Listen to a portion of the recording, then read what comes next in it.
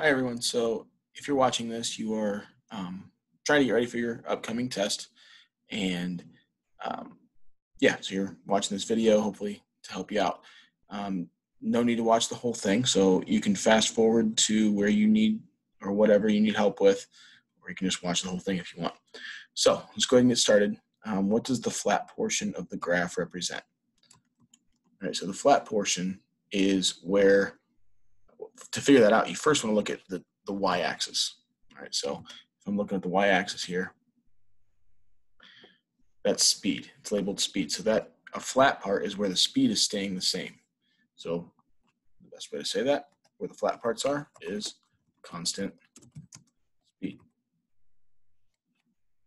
Okay, so that's what the flat portions mean, constant speed. We don't know how fast they're going, but we know that it's staying the same at the flat parts. What does it mean when the graph touches the x-axis? Well, when the graph touches the x-axis, it's at 0. Well, what is it? It is speed. So the speed is 0. So the speed is 0.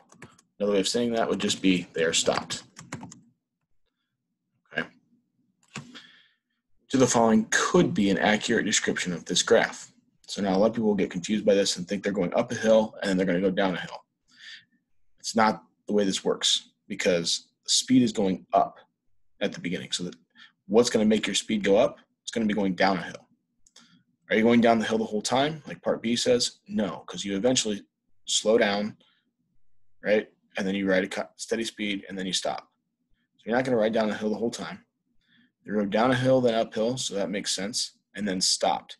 We missed the steady part, which is where part D comes in. So D is the right answer. Just read it real quick. Person rode down a hill, so speed picked up, makes sense. Then rode uphill, speed was slowing down. They rode at a steady speed, and then they stopped. So number 3 is D. Can you determine from the graph where the person was the farthest from home? Quick answer to that, no. Why? This graph only shows speed.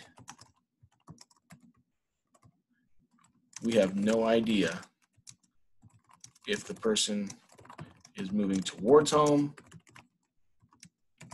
away from home. Okay, we don't know what's going on in their relation to home. So we can't conclude anything from that in this graph.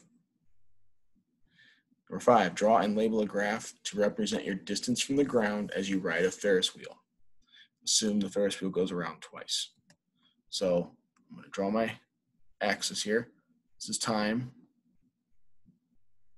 And this is what? Distance from the ground. So distance from the ground.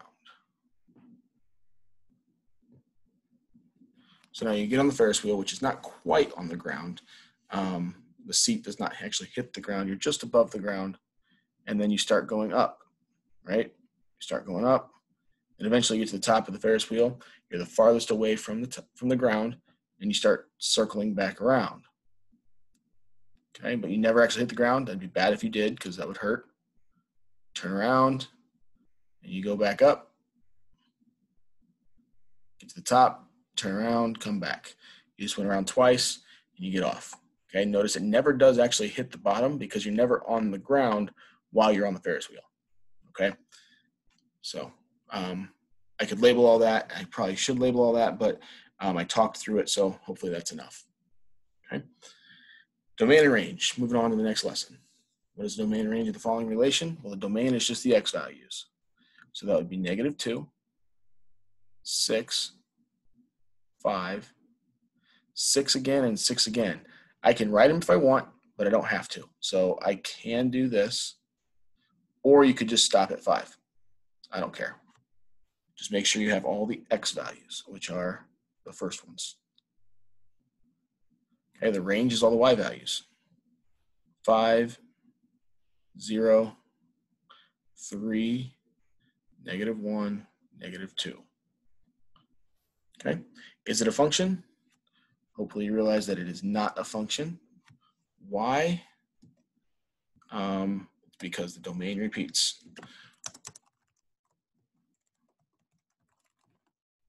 so it is not a function. Make sure you see that connection. If the domain repeats, it is not a function. All right. Yeah, so that one's it. Create a mapping diagram. I'm actually going to create some space here because I know there's more to this question right here. Create a mapping diagram. So it's almost the same thing we just did, except it's going to be put in boxes. So I'm going to put the domain in the left box. So 2, 4, 10, -5. The range is on the right. So 1, -3. -3 again. You can write it or you can leave it as just 1, -3. I don't care. I'm going to do it just 1 this time. And 0 is the last y value. One thing a lot of people forgot on the quiz, make sure you draw the arrows. 2 goes to 1. 4 goes to -3. 10 goes to -3. And -5 goes to 0. Is this a function? Yes, it is. How do I know? The domain never repeated.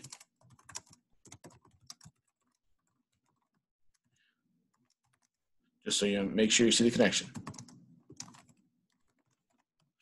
The domain never repeats, so it is a function. Okay, number 8, use the vertical line test to determine whether the graph represents a function. Well, all this vertical line test is if any vertical line, and I'm just going to draw one in here real quick. If any vertical line crosses the graph more than once, and the graph is the red part, it crosses the graph more than once, it's not a function. So is this a function? No. The reason is, does not, and I'm going to type this. I'll run out of space if I don't type it. Okay. Does not pass the vertical line test. If it passed the vertical line test, that would mean that, I don't know, I'll just turn the parabola this way. The vertical line, all vertical lines are only going to hit it once. That would mean it does pass the vertical line test and it would be a function. Okay, so that's mostly lesson 2 there. Lesson 3 is evaluating functions, which is number 9. Evaluate the function for the given value. Very basic. Just taking -15 and putting it in for x. That's all you're doing.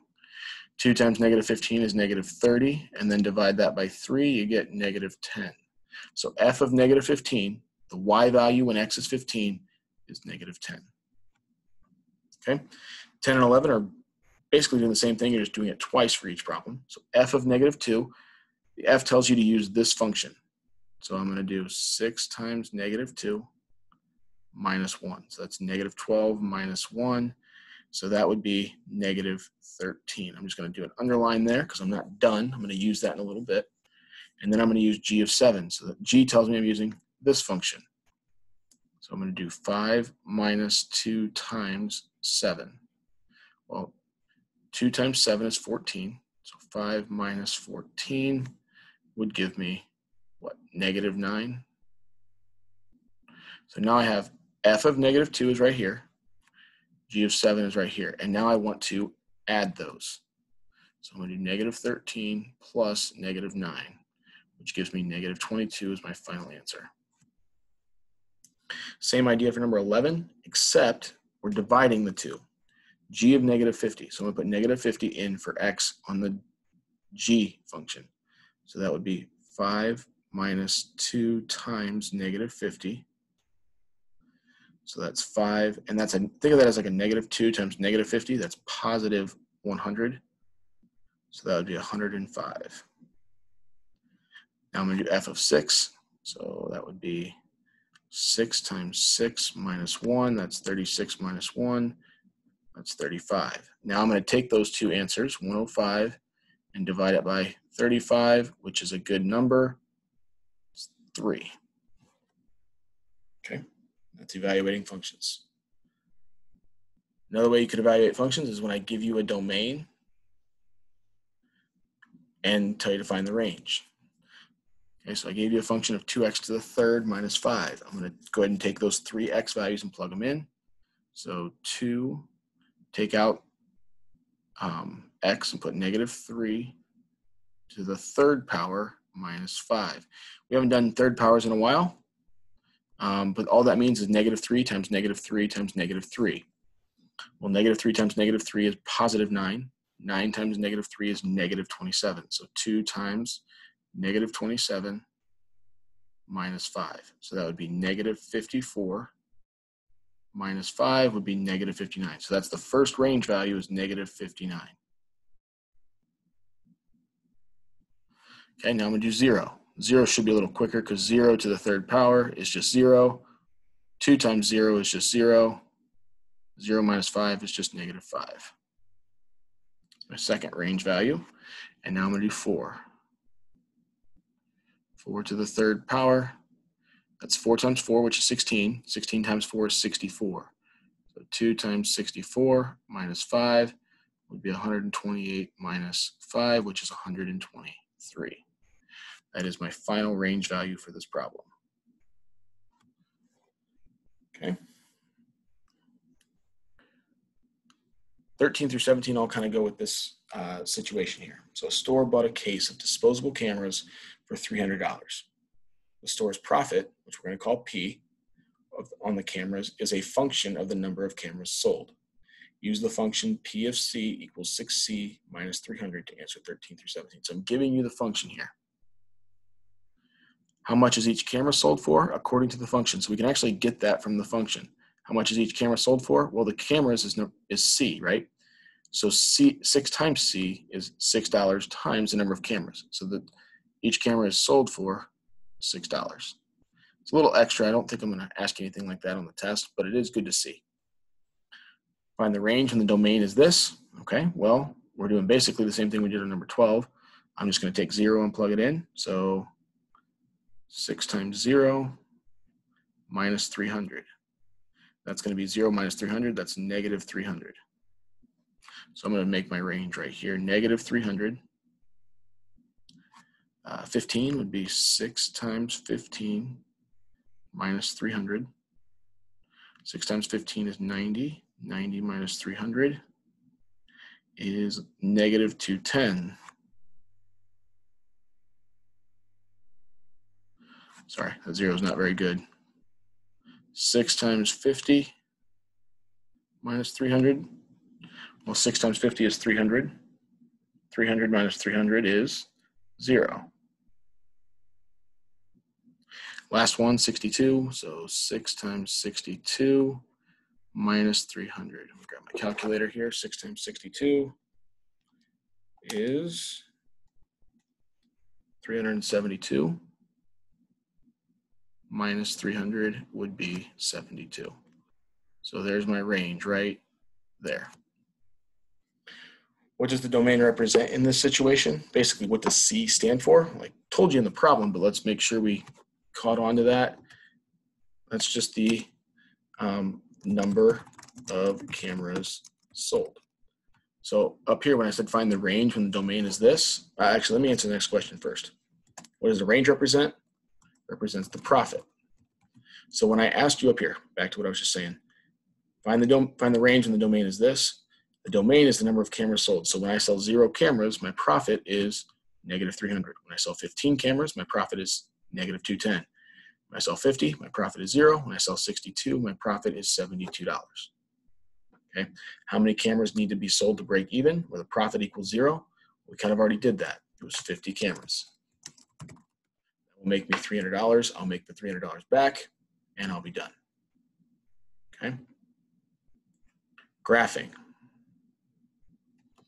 So table of values, I will need to see that. Y, same thing as f of x. I don't really care which one you put. There's no fraction here, so my x values, I'm going to choose negative 2, negative 1, 0, 1, and 2. Plug each of them in. So negative 2 squared minus 3. So negative 2 times negative 2 is positive 4. 4 minus 3 is 1. Do the same thing with negative 1. Negative 1 squared is 1. 1 minus 3 is negative 2. Do the same thing with 0.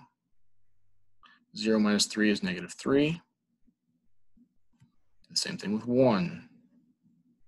1 squared is 1 minus 3 is negative 2. And you can probably guess what the last one is. 2 squared minus 3 is 4 minus 3, which is 1. Now I'm going to plot those points. Okay, so negative 2, 1 is left 2, up 1.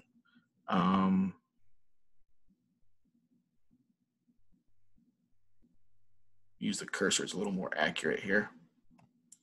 Okay, -1, -2 is left 1, down 2. By the way, this should be a U shape. X squared makes a U shape. 0, -3. 1, -2. And 2, 1. And then you just want to connect those dots as best you can to make your U shape. It goes up, it's a regular U, not upside down, because the number in front of x squared is positive. Next one's absolute value with a negative in front. This is going to be an upside down V.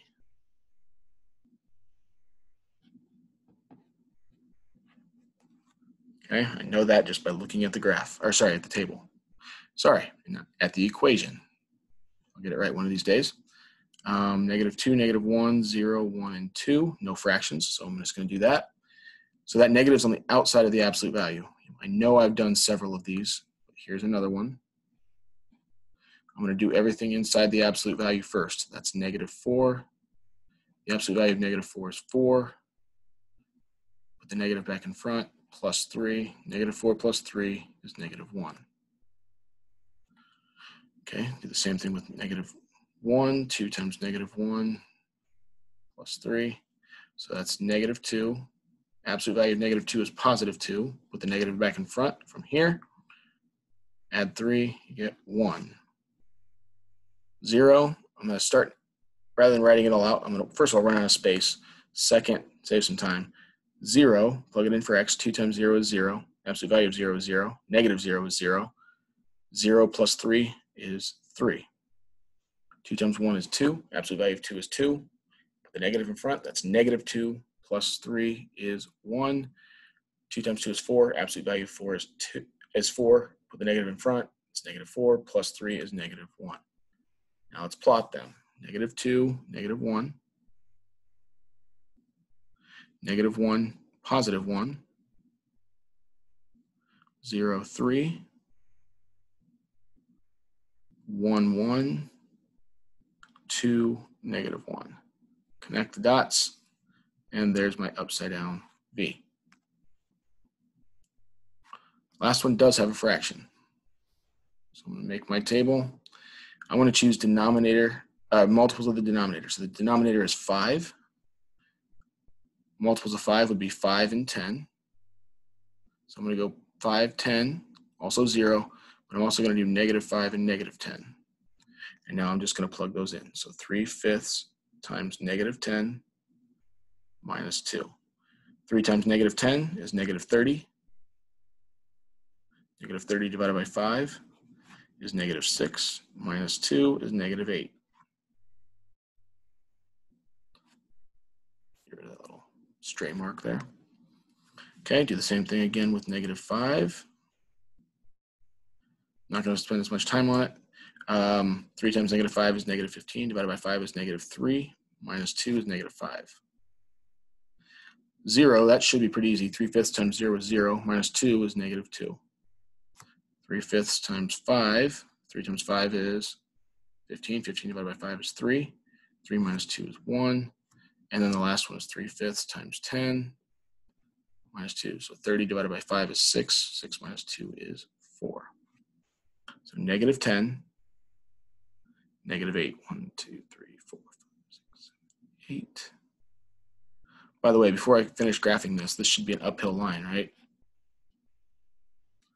No exponent of 2, so it's not a U. No absolute value, it's not a V. It's a line, and it's a positive number in front of x, so it's going to go uphill. -5, -5. 0, -2. 5, 1. And 10, 4. And there's my uphill line. A couple more. Write a function rule from the following table. And then I'm going to add a couple to this here. So how do I get from -2 to -8? I could subtract 6. I could multiply by 4. So I could subtract 6 or multiply by 4. Which one works for all of them? Multiply by 4. So I'm going to I have to multiply x by 4. So 4 times x is going to equal y. If you put f of x, I'm not going to count you wrong, but this one does have y in the table. So I'm going to do y equals 4x. That's my function rule. That answers the question for this problem, but I'm going to add something here. What if I had a table like I did already? I know I did this in one of the starter problems that we did. Basically copying the table right now. What if I said another spot here was, I don't know, 3?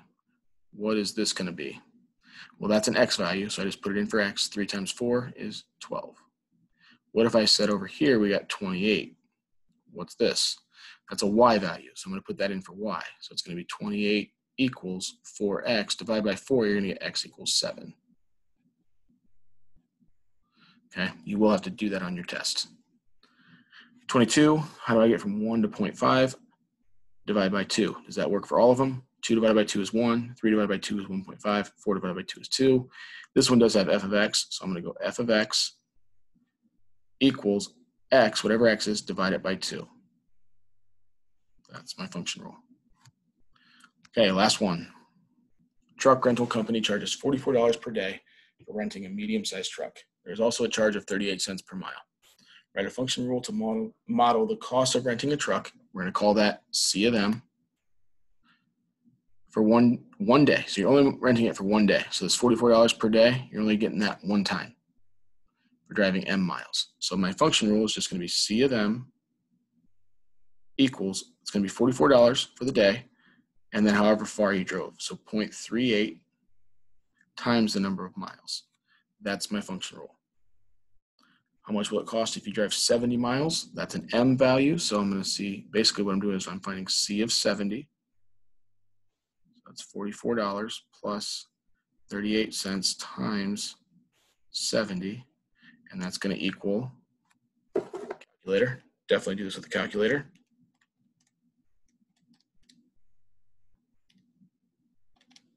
It's going to cost $70.60. Your calculator is going to say 70.6. Money always goes to 2 decimal places, so it's going to cost $70.60. Okay, for 120 miles, basically the same thing, except instead of 70, you're going to put 120. So type it in the calculator, you're going to get $89.60.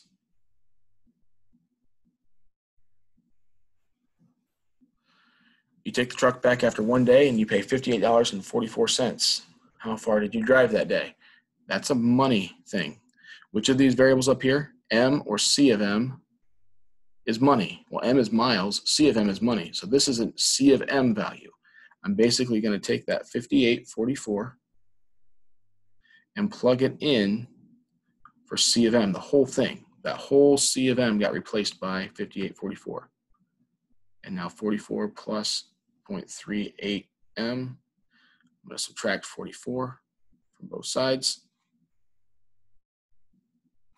So 58.44 minus 44 is 14.44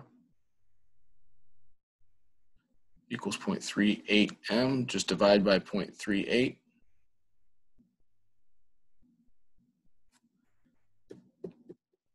You should get exactly 38 miles. That's an M value. So M equals 38 or 38 miles. Suppose you need a truck for 2 days. You plan on driving 150 miles each day. How much will this cost? All right, so basically you can do this a couple different ways. You got to pay that $44 twice. So you could write a new function rule and say 2 times 44.